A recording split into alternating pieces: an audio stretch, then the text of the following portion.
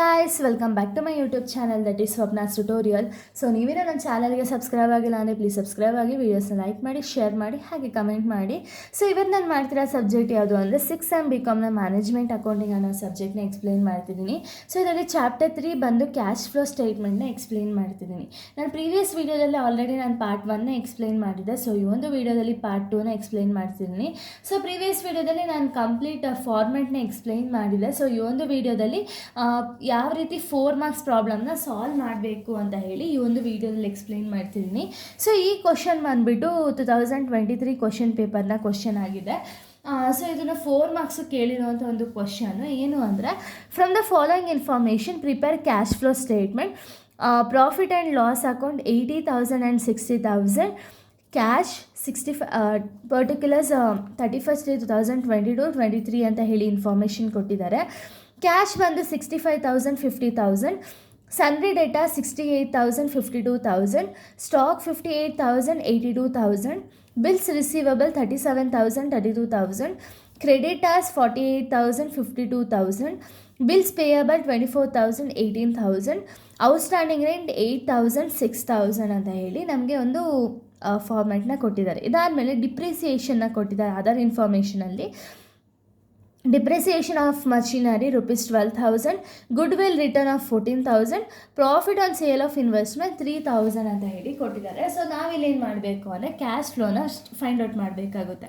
So ಇವಾಗ ನಾವು step 1ನ find out ಮಾಡಬೇಕು. ಹೇಗೆ ಸ್ಟೆಪ್ 1 ಅಂತ ಹೇಳಿ ನಿಮಗೆ ಕನ್ಫ್ಯೂಸ್ ಆಗುತ್ತಲ್ವಾ? ಸೊ ನೋಡಿ, ಇಲ್ಲಿ 4 ಮಾರ್ಕ್ಸ್ಗೆ ನಿಮ್ಗೆ ಯೂಶ್ವಲಿ ಸ್ಟೆಪ್ 1ಇಂದನೇ ಕೇಳೋದು. ಅದು ಒಂದು ಥಿಂಗು. ಇನ್ನೊಂದೇನು ಅಂದರೆ ನಿಮಗೆ ಇಲ್ಲಿ ನೋಡಿ, ಇಲ್ಲಿ ನಾನ್ ಆಪರೇಟಿಂಗ್ ಎಕ್ಸ್ಪೆನ್ಸಸ್ನ ಕೊಟ್ಟಿದ್ದಾರೆ. ಡಿಪ್ರಿಸಿಯೇಷನ್ ಆಗಿರಲಿ, ಗುಡ್ ವಿಲ್ ರಿಟರ್ನ್ ಆಫ್ ಆಗಿರಲಿ, ಇದೆಲ್ಲ ನಾನ್ ಆಪರೇಟಿಂಗ್ ಎಕ್ಸ್ಪೆನ್ಸಸ್ ಆಗಿರುತ್ತೆ. ಸೊ ಈ ಎಕ್ಸ್ಪೆನ್ಸಸ್ನ ಕೊಟ್ಟಿದ್ರು ಕೂಡ ನೀವು ಸ್ಟೆಪ್ 1ಇಂದನೇ ಸಾಲ್ವ್ ಮಾಡ್ತಾ ಹೋಗಬೇಕು. ಸೊ ಇಲ್ಲಿ ಇವಾಗ ಸ್ಟೆಪ್ 1ನ ಯಾವ ರೀತಿ ಸಾಲ್ವ್ ಮಾಡೋದು ಫಸ್ಟಿಂದ ಅಂದರೆ, ಫಸ್ಟ್ ನೀವೇನು ಮಾಡಬೇಕು ಅಂದರೆ ನೆಟ್ ಪ್ರಾಫಿಟ್ನ ತೊಗೋಬೇಕಾಗುತ್ತೆ. ಫಾರ್ಮೆಟ್ ಪ್ರಕಾರ ನಾವು ಹೋಗೋದಾದರೆ, ಸೊ ನೋಡಿ, ಇಲ್ಲಿ ಫಾರ್ಮೆಟ್ ಪ್ರಕಾರ ಹೋಗೋದಾದರೆ ಫಸ್ಟ್ ನಾವು ಕ್ಯಾಶ್ ಫ್ರಮ್ ಆಪರೇಟಿಂಗ್ ಆ್ಯಕ್ಟಿವಿಟೀಸ್ ಇದನ್ನು ಮಾತ್ರ ಫೈಂಡ್ ಔಟ್ ಮಾಡಬೇಕು. ಇಷ್ಟೇ ನಾವು ಫೈಂಡ್ ಔಟ್ ಮಾಡಬೇಕಾಗಿರೋದು. ಫಸ್ಟ್ ನೆಟ್ ಪ್ರಾಫಿಟ್ನ ತೊಗೊಳ್ತೀವಿ, ಅದಕ್ಕೆ ನಾನ್ ಆಪರೇಟಿಂಗ್ ಎಕ್ಸ್ಪೆನ್ಸಸ್ನ ಆ್ಯಡ್ ಮಾಡ್ತೀವಿ, ನಾನ್ ಆಪರೇಟಿಂಗ್ ಇನ್ಕಮ್ನ ಮೈನಸ್ ಮಾಡ್ತೀವಿ. ಅದಾದಮೇಲೆ ನಮಗೆ operating profit before working capital changes ಎಷ್ಟು ಅಂತ ಹೇಳಿ ಸಿಗುತ್ತೆ.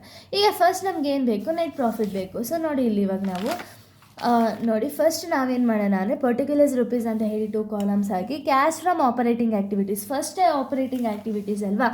ಇದರಲ್ಲಿ ನಮಗೆ ಫಸ್ಟ್ ಏನು ಬೇಕು ಅಂದರೆ ನೆಟ್ ಪ್ರಾಫಿಟ್ ಬೇಕಾಗಿದೆ.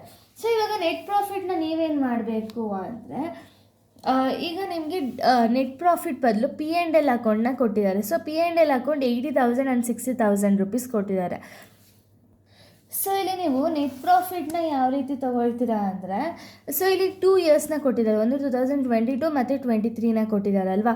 ಸೊ ಇವಾಗ 23 ಮೈನಸ್ 22 ಮಾಡಿ, ಅಂದರೆ 60,000 ಮೈನಸ್ 80,000ನ ಮಾಡಿದಾಗ ನಿಮಗೆ ನೆಟ್ ಪ್ರಾಫಿಟ್ ಬಂದು ಮೈನಸ್ 20,000 ರೂಪೀಸ್ ಸಿಗುತ್ತೆ. ಇವಾಗ ನೀವು ನಾನ್ ಆಪರೇಟಿಂಗ್ ಎಕ್ಸ್ಪೆನ್ಸಸ್ ಏನಾದ್ರು ಕ್ವಶನಲ್ಲಿ ಕೊಟ್ಟಿದ್ರೆ ಎಲ್ಲ ಆ್ಯಡ್ ಮಾಡ್ತಾ ಹೋಗ್ತೀರಾ. ಇಲ್ಲಿ ನಿಮಗೆ ಕೊಟ್ಟಿರೋದೇ 3 ಇನ್ಫಾರ್ಮೇಷನ್. ಯಾವುದಾದ್ರು depreciation on machinery, good will return of, ಇವೆರಡು ಕೊಟ್ಟಿದ್ದಾರೆ. ಸೊ ಇವೆರಡು ನಿಮಗೇನು ಅಂದರೆ ನಾನ್ ಆಪರೇಟಿಂಗ್ ಎಕ್ಸ್ಪೆನ್ಸಸ್ ಆಗುತ್ತೆ. ಯಾಕೆ ಅಂದರೆ ಮಷಿನರಿ ಡಿಪ್ರಿಸಿಯೇಷನ್ ಆದರೆ ಎಕ್ಸ್ಪೆನ್ಸಸ್ ಅಲ್ವಾ, ಗುಡ್ ವಿಲ್ ರಿಟರ್ನ್ ಆಫ್ ಅದೂ ಎಕ್ಸ್ಪೆನ್ಸಸ್ಸು.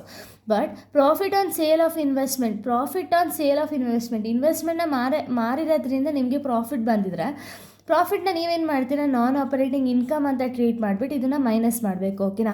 ನಾನ್ ಆಪರೇಟಿಂಗ್ ಎಕ್ಸ್ಪೆನ್ಸಸ್ ಇರೋದೇ 2, depreciation on machinery 12,000, goodwill return of 14,000 ತೊಗೊಂಡಿದ್ದೀರಾ. Next profit on sale of investment ಬಂದುಬಿಟ್ಟು ಮೈನಸ್ ನಾನ್ ಆಪರೇಟಿಂಗ್ ಇನ್ಕಮ್ನ ಮಾಡಿ profit on sale of investment minus 3,000.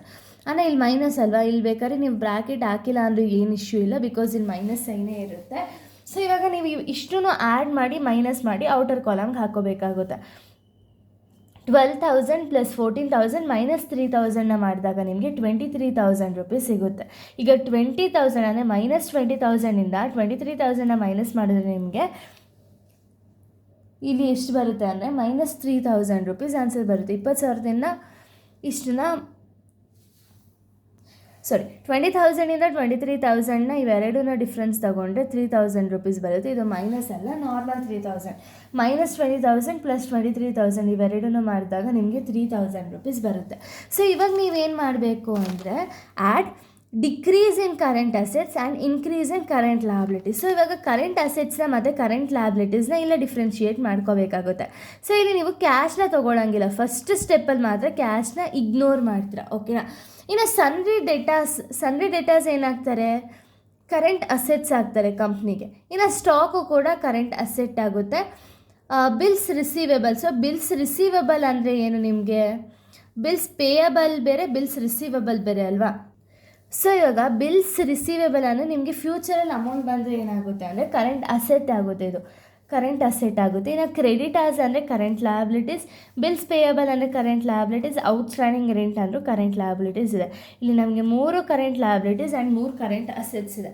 So ಇವಾಗ ನೀವು ನೋಡಬೇಕು ಹೆಂಗೆ ಇನ್ಕ್ರೀಸಾ ಡಿಕ್ರೀಸಾ ಅಂತ ಹೇಳಿ ಗೊತ್ತಾಗುತ್ತೆ ಅಂದರೆ, ಈಗ ನೋಡಿ ಸನ್ರಿ ಡೇಟಾಸ್ನ ಕೊಟ್ಟಿದ್ದಾರೆ. ಈಗ 2022ಗೂ 23ಗೂ ಕಂಪೇರ್ ಮಾಡಿ. 2022 ಎಷ್ಟಿದೆ ಅಂದರೆ 68,000 ಇದೆ. ಅದೇ 23 ನೋಡಿದ್ರೆ 52,000 ಆಗಿದೆ. ಇನ್ಕ್ರೀಸ್ ಆಗಿದೆ ಡಿಕ್ರೀಸ್ ಆಗಿದೆಯಾ, ಡಿಕ್ರೀಸ್ ಅಲ್ವಾ. ಸೊ ಇದು ಡಿಕ್ರೀಸ್ ಆಗಿದೆ. ನೆಕ್ಸ್ಟ್ 58ಇಂದ 82 ಆಗಿದೆ, ಇನ್ಕ್ರೀಸ್ ಆಗಿದೆ ಅಲ್ವಾ. ನೆಕ್ಸ್ಟ್ 37 ಇದ್ದಿದ್ದು 32 ಆದರೆ ಏನಾಗುತ್ತೆ, ಡಿಕ್ರೀಸು. 48 ಇದ್ದಿದ್ದು 52 ಆದರೆ ಇನ್ಕ್ರೀಸ್ ಆಗುತ್ತೆ. 24 ಇದ್ದಿದ್ದು 18 ಆದರೆ ಡಿಕ್ರೀಸ್. 8,000ಇಂದ 6,000 ಆದರೂ ಕೂಡ ಡಿಕ್ರೀಸ್. ಸೊ ಇವಾಗ ಇಲ್ಲಿ ನೋಡೋಣ, ಕರೆಂಟ್ ಅಸೆಟ್ ಇಲ್ಲೇನಾಗಿದೆ, ಸನ್ರಿ ಡೇಟಾಸ್ದು ಕರೆಂಟ್ ಅಸೆಟ್ ಬಂದು decrease. So decrease in sundry debtors ಹೆಂಗೆ ಅಮೌಂಟ್ ತೊಗೊಳ್ಳೋದು ಅಂದರೆ ಡಿಫ್ರೆನ್ಸೇ ತೊಗೊಳ್ಳಿ.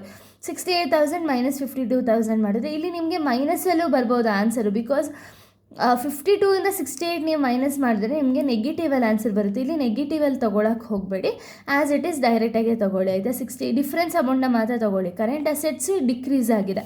So decrease in current assets, sundry datas, ಇವೆರಡು ಡಿಫ್ರೆನ್ಸ್ ಅಮೌಂಟ್ ಬಂದು 16,000 ರೂಪೀಸ್ ಬರುತ್ತೆ. ಇನ್ನು ಸ್ಟಾಕ್ ನೋಡ್ತೀರಾ, ಸ್ಟಾಕ್ ಬಂದುಬಿಟ್ಟು ಇನ್ಕ್ರೀಸ್ ಆಗಿದೆ. Increase in current assets stock ಅಂತ ಹಾಕು. ಸ್ಟಾಕ್ನ ಇನ್ಕ್ರೀಸ್ ಆಗಿರೋದು ಏನು ಮಾಡ್ತೀರಾ ಅಂದರೆ ಮೈನಸ್ ಮಾಡ್ತೀರಾ, ಡಿಕ್ರೀಸ್ ಆಗಿರೋದನ್ನ ಆ್ಯಡ್ ಮಾಡ್ತೀರಾ. ನೆಕ್ಸ್ಟು ಬಿಲ್ಸ್ ರಿಸೀವೇಬಲ್ ಏನಾಗಿದೆ, ಡಿಕ್ರೀಸ್ ಆಗಿದೆ. ಸೊ ಡಿಕ್ರೀಸ್ ಇನ್ ಬಿಲ್ಸ್ ರಿಸೀವೇಬಲ್ನ ಆ್ಯಡ್ ಮಾಡ್ತೀರಾ 5,000 ರೂಪೀಸ್. ಇನ್ನು ನೆಕ್ಸ್ಟ್ ಬಂದುಬಿಟ್ಟು ಕ್ರೆಡಿಟರ್ಸ್ ಇನ್ಕ್ರೀಸ್ ಆಗಿದೆ. ಇನ್ಕ್ರೀಸ್ ಇನ್ ಕ್ರೆಡಿಟರ್ಸ್ನು ಕೂಡ ಆ್ಯಡ್ ಮಾಡ್ತೀರಾ 4,000 ರೂಪೀಸ್. ಬಿಲ್ಸ್ ಪೇಯಬಲ್ 24ಇಂದ 18 ಆಗಿದೆ, ಡಿಕ್ರೀಸ್ ಆಗಿದೆ. ಡಿಕ್ರೀಸ್ನ ಮೈನಸ್ ಮಾಡ್ತೀರಾ, ಬಿಲ್ಸ್ ಪೇಯಬಲ್ 6,000. ಔಟ್ಸ್ಟ್ಯಾಂಡಿಂಗ್ ರೆಂಟ್ನು ಕೂಡ ಮೈನಸ್ ಮಾಡ್ತೀರಾ 2,000 ರೂಪೀಸ್. ಸೊ ಇಷ್ಟನ್ನು ಆ್ಯಡ್ ಆ್ಯಂಡ್ ಮೈನಸ್ ಮಾಡಿದಾಗ ನಿಮಗೆ ಮೈನಸ್ 7,000 ರೂಪೀಸ್ ಬರುತ್ತೆ.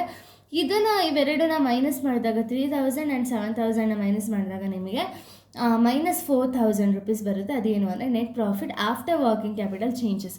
ಸೊ 3,000ಇಂದ ಮೈನಸ್ 7,000ನ ಮಾಡಿದ್ರೆ 4,000 ರೂಪೀಸ್ ಬರುತ್ತೆ.